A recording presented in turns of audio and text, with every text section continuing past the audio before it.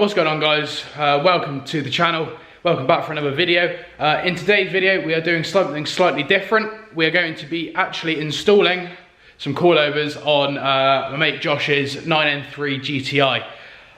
So as you've seen from the snippet, we pulled the S13 out and I pulled the Polo in.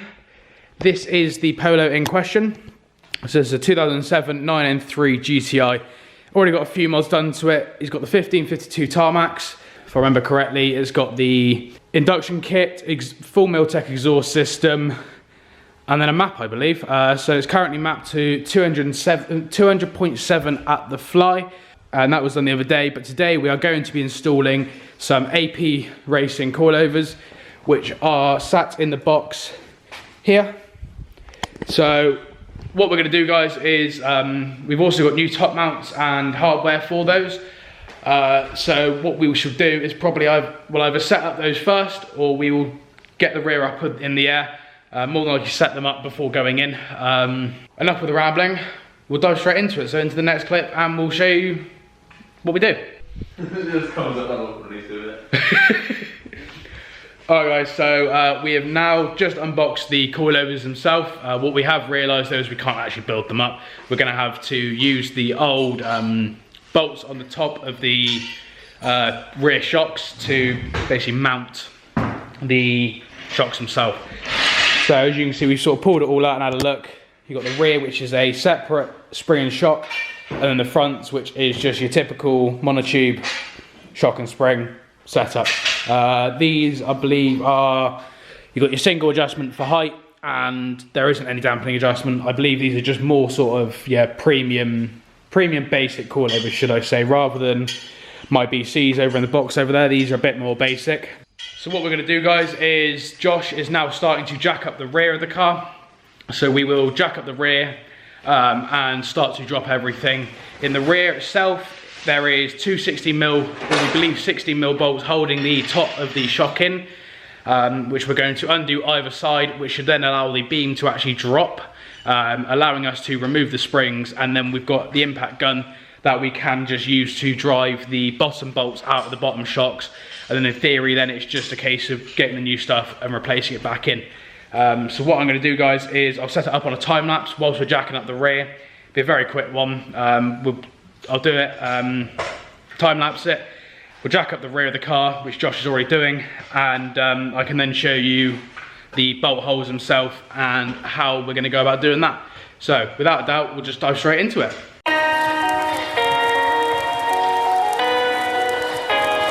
Alright, so that is now the actual dropped. There's a quick time lapse there. I still haven't sort of nailed the time lapse settings to get the best possible speed, should I say. But as you can see now, the back end is up in the air and we have the wheels off ready to drop the rear axle. What I will show you underneath here, as we can see, 1 and 2 bolts there. So what we'll do is we'll relieve those 2 bolts, both sides, and then get a jack underneath the actual axle itself, and in theory we should then be able to drop the axle down, which will then allow us to actually release these springs here. Other than that, if I can have a feel, no. So these ones, there isn't actually a bolt in the bottom. On the coilovers there is, because of the adjuster cups that sit at the base of the spring. So we'll have to bolt them back in. But aside from that, we've got 1, 2, and then at the bottom here, we have a 3rd bolt around the back there on the rear arm itself. So what we will do, guys, is we'll crack on with this. We'll drop the shocks out, or so I say, relieve the shocks from the top or the bottom. We'll figure out which is the best way and just crack on with it straight away. Alright guys, so that is now the back end of the car all dropped out. I can show you it all quickly. So as you can see now, we have the rear beam hanging. We've put some jack stands there. They're not even sat on, admittedly. So yeah, so the spring is now out, the shock is now out. Like I say, for the rear of the car itself, you've got 3 16mm bolts. So you've got 2 at the top there. So 2, 1, 2, and then 1 that actually goes through the bottom of the shock. Aside from that, the actual spring itself, I will show you, is literally just seated into that spring seat. So the bottom of it just sits in the bottom, and the top you've got this rubber cup that then clamps it all together, with the spring bolted back in, it holds it all nicely together. So with the new ones, as you can see, you've got the bottom of the adjuster cups, which actually have the bolt at the bottom, if it focuses, which then allows you, if he's going to focus, he might do, you never know. Don't want to focus, but yeah, so this will sit in the bottom and actually allow yourself to seat it, which then you then sit the rear springs, which are wrapped up in the foam here. So that will then sit on top and will give you a full adjustment, as well as the new shocks, which what we're going to have to do is take the old nuts off the top of here, and actually we've got brand new, or Josh has got brand new top mounts to allow, or just as a safety measure, front and rear. So what we'll do, guys, is I'll set up the camera on the tripod and we'll actually clear some space on the rear bench and strip these down, reassemble them with the new shocks. So without question, let's just dive straight into it. Alright guys, so we now have one of the shocks undone. As you can see here, the camera decides to focus. This one doesn't like focusing. Basically, we've just gone ahead and taken the top bolt off. So as you can see here, with this one, what we've had to do is actually use what I would call an angled spanner. I don't know the technical term for these, but pretty much that was because when the top mount is on, which we will show you with the other video, which we'll show you with the other shock, is this will actually sit over the top, which then allows, this really doesn't want to focus this. Oh, no. But it allows us to then clamp onto the flat piece that is on the top of the actual shock himself. There we go, so that's a bit better. So as you can see, it's got a flat head, which we've actually had to use, which we've used a set of thin mole grips on the top of, and then we can then allow this one to actually seat. Now it doesn't want to focus again. So yeah, so that sits on top, and then I can then clamp onto the top piece, which then allows me to remove it without the actual shock itself, the actual shock inside the body spinning itself. So what we'll do, guys, is we'll dive straight into the other shock, and I'll show you the process of how we undo it in a bit better detail. This one we just wanted to do to make sure that we could get them undone. But yeah, so we'll dive straight into it. Alright guys, so this is the next shock in question. You can see a bit better here. Again, if it focuses, this camera really does not like to focus. No, I'm done. Basically, we're gonna have to clamp onto the top piece and then use the angled socket itself to actually undo the bolt. So what I did with the other one, we sat it on here, spanner over the top, the actual clamp itself over this side, and then what I can then do is sit on top of it, hopefully with a bit of play. No, he's fucking.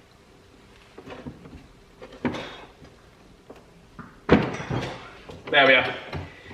So you can see I've now managed to crack him. So the bolt is now actually cracked.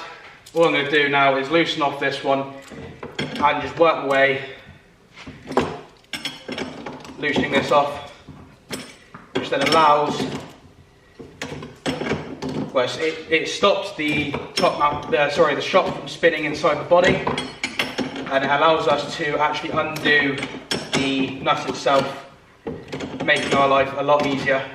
This is one way of doing it, but I believe other people have a socket that they can put something through, like an Allen key or something like that, to basically do the same thing. All right, boys and girls, I say. So the bolt is now undone, as you would have seen from the last. There we go. So now the bolt is, so the nut is now loose. I can undo that one. As you can see there, the head of the actual shock itself is sort of flat for us to be able to grip onto, which is exactly what we did. Use the angle piece, and then this one, crack this one off, and now he's off. If we needed to, we could then remove the top mounts, but we actually only need this bolt.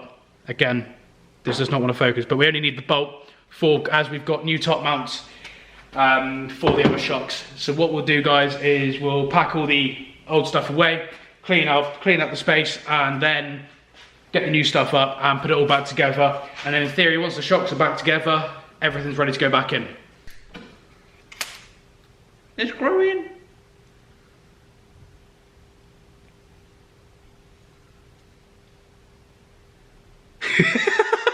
Hello.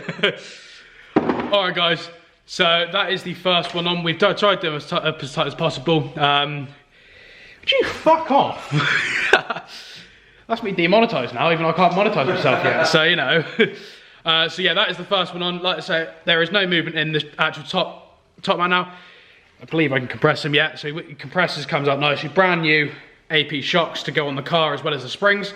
As you can see, we have had to chew up the head a little bit. We had to do basically the same as what we did. If he wants to focus, he might want to focus. Nah, fuck it, mate. There we go. So we had to clamp the head again and basically do the opposite of what we've just done with the angled spanner, which is basically tighten rather than loosen. He is now on there. He's nice and tight. So this shock is now ready to basically go into the car. Like I said, they're brand new top mounts, which means new bushes inside, which prevents any sort of issues down the line. We did think about basically pulling off the old sleeves from the old shocks, but I had a look at them, and basically because of how large the bump stop is, I feel that once we drop the car, we're going to have issues basically of the rebound of the shock hitting that bump stop, and then what happens then, it basically the back end will go all over the shock. So I've left the bump stops out. Could have possibly used the sleeves to stop the ingress of dirt, but I think we should be okay. There's only one way to tell, I guess. So what we'll do, guys, is we'll crack on with the second one. I'll show you the second one once we've got it all back together. And once that's back together, we'll go back over to the back end of the car, and we can put these back in. As well as that, I can show you on the bench the difference between the standard springs and the new springs that we've got going in. So without further ado, let's dive straight into this one, and then yeah, we'll show you the springs, and we can then all put the back end back together, and then in theory that is it all done. So yeah, let's dive straight into it.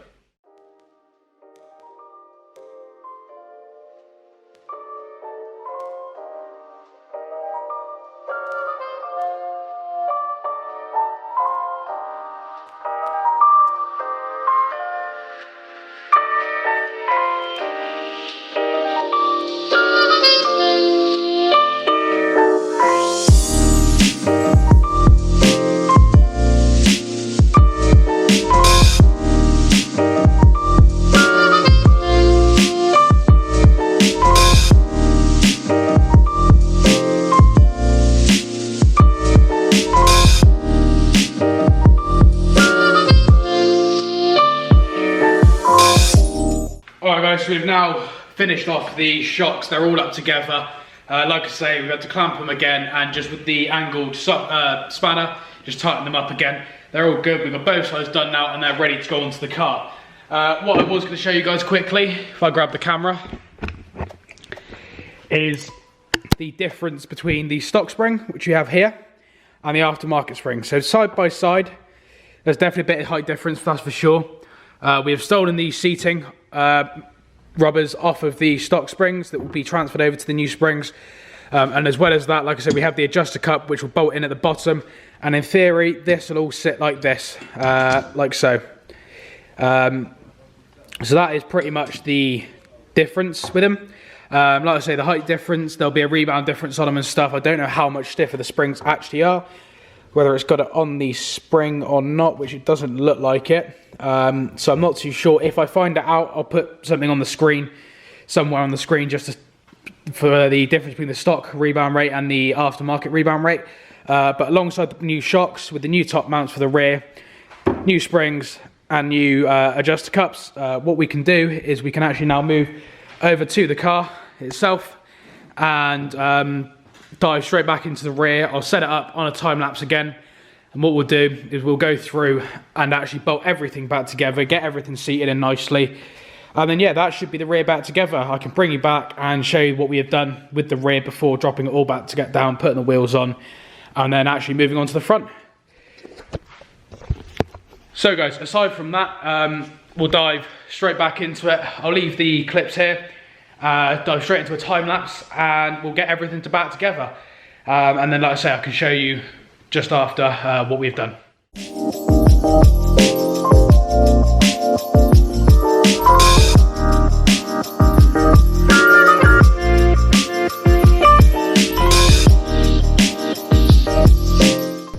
Alright guys, so that is now the shocks and springs in the rear back in. As you can see, got the the spring, the adjuster cup is at the bottom there, and we have the brand new shocks in, bolted in at the top there. I'll try and get some light on it, be a bit better. Where's my torch gone? There it is. There we go, so brand new top mounts in, all bolted down nicely, all bolted tight into the bottom, as well as into the spring adjuster there. We are going to try to adjust them, but they are quite tight at the minute. But aside from that, that is the rear end all back together now. I mean, we could drop it now, but we're not too sure on how low that will sit with the rear wheels and the tyre setup that Josh has got on the 52s. I mean, we could obviously try it and see how it goes, which is something we might do. But ideally, if we can raise the spring by a centimetre or two, that would just be a bit more ideal, just so we get a better understanding before, because we're more likely to have to roll the arches with how wide the wheels are, as they are a 9J with a spacer on top of that to clear the inner arch. But yeah, aside from that, that is the rear back together. So what we'll do is we'll probably try and get the adjuster cups sorted on the rear and raise it up a little bit. Aside from that, we're gonna get some food, and then we're gonna dive straight into the front, which we'll come back to the video on that one, and then we can show you all of that as well. Sweet. All right, so now onto the front, guys. We have got the front end up in the air, as I will show you. So the front of the car is now up on jack stands, and we are ready to remove the front struts. So for the front struts, we have 3 top bolts, 1, 2, 3. They look to me like 13s, but I will double check that. And then down under the car, you've got 1 nut at the back, which you sort of can see. I haven't got my torch on me at the minute, but there's 1 nut there, which we believe is an Allen head on the other side. And as well as that, we have got to remove the drop links to replace them for adjustable ones, which is 1 nut up here and 1 nut down here. My fine assistant has passed me the torch. Here we are, see a bit better now. So you've got 1 nut at the back there in the centre, and then we've also got to remove the drop link, which looks to be a Allen head or a Torx bit inside with a nut around it. And then I'm not too sure what is on this edge, but we'll have to have a look and find out. So what we'll do, guys, is we'll set the camera up on a time lapse, and we will basically blast these front shocks out, the stock shocks, and hopefully they're not too bad. Obviously, we knew the rear was going to be easier than the front, hence why we did it first. So without further ado, we'll just dive straight into it.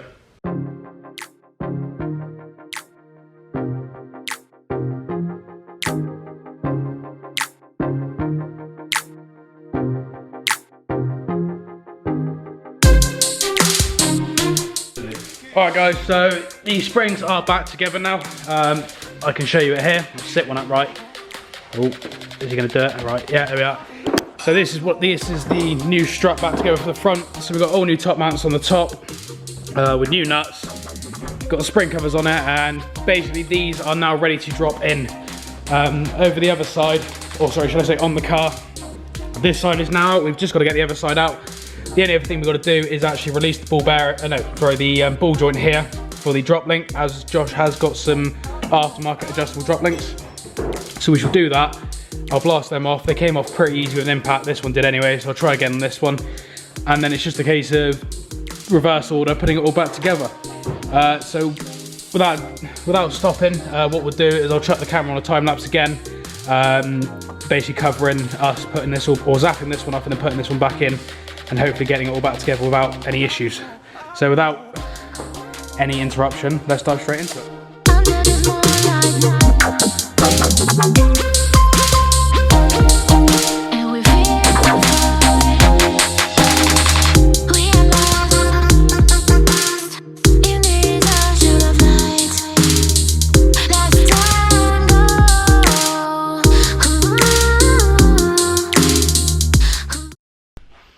Alright guys, so it's now been a few hours since that time lapse.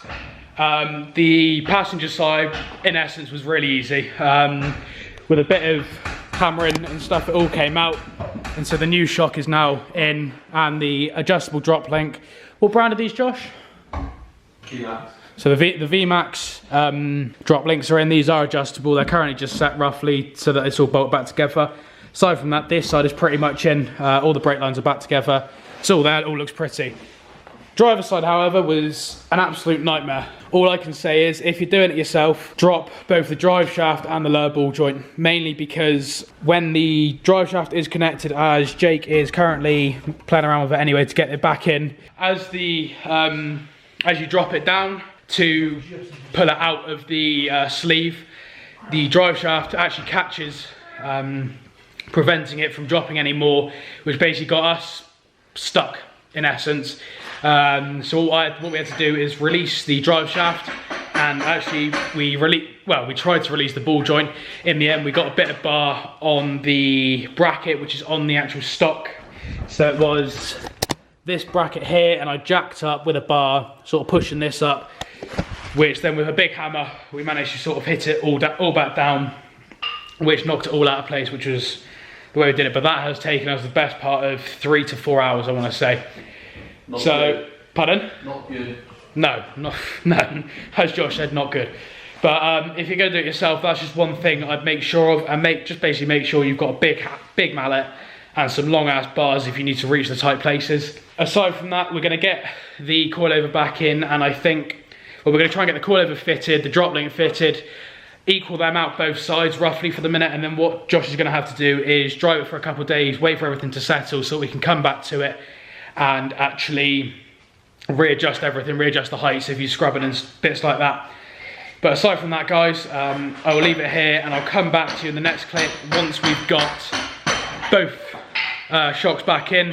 I can show you that, and then we can put the wheels on, and then we can show you that afterwards. Alright guys, so it's now a couple days later.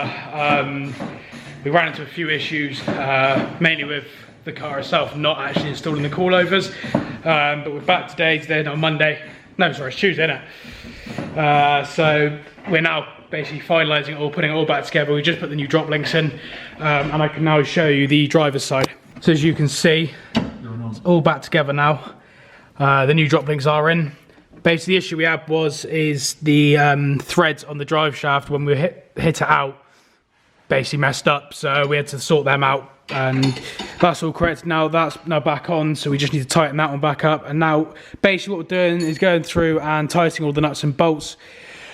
So what we've got, just for reference on the top, so you've got 3 13 mils up top for the top of the strut, and then a 80mm nut with a multi-spline, if I remember correctly, it's a 14 on the opposite side to be able to resist against that.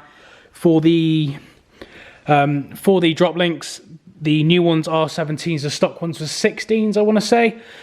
And so took the old ones off. We've shortened these ones a little bit, and then later down the line, once we adjust the height and everything, we can adjust them accordingly.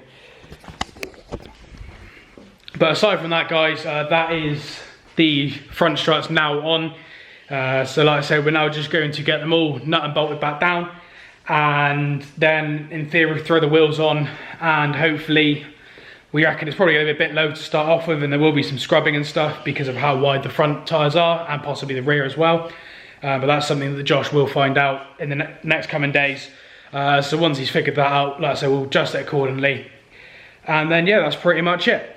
So what we're going to do, guys, is we'll basically get all the car back together now, throw the wheels back on, drop the car back down, and then we can then show you afterwards what it looks like after. Of course, like I say, the springs haven't settled yet, so that is one thing we're going to have to wait on before seeing the final ride height. But yeah, aside from that, I'm going to leave it here. We're going to sort this out when I come back to you once we put the bed together. Sweet. Alright guys, so it is now all finished. The car, we pulled it out now. It's all the space back in the unit now. On a scale, I don't know how difficult it was. If we didn't run into the issues that we did, it wasn't hard at all, really. Rear was piece of piss, being a beam axle, so therefore it was relatively easy to do. Front was a lot more difficult, mainly, well, for us anyway, because of the drive shaft issue that we had.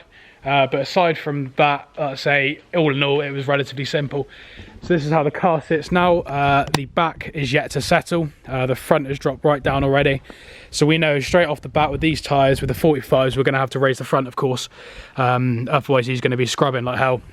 The rear, on the other hand, I'm not too sure at the minute.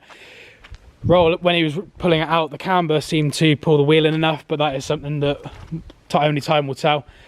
But like I say, we'll be back definitely to raise the front once all the springs are settled. But aside from that, that was the coilover installation on a Polo 9n3 GTI. I will make a review of this car at some point when we get the time and when I get the equipment together. Got to get a suction pump out and all of that. But yeah, aside from that, guys, hopefully that was all okay with you. Hopefully it makes a good enough video. And aside from that, thank you everyone for watching. We'll leave you guys to it. Don't forget to like, comment and subscribe. Josh's gonna run away, notice that. So yeah, don't forget to like, comment and subscribe, and thank you guys for watching. Awesome. I'm an icon, man. And my girl about a 10. I should fuck her in the Benz.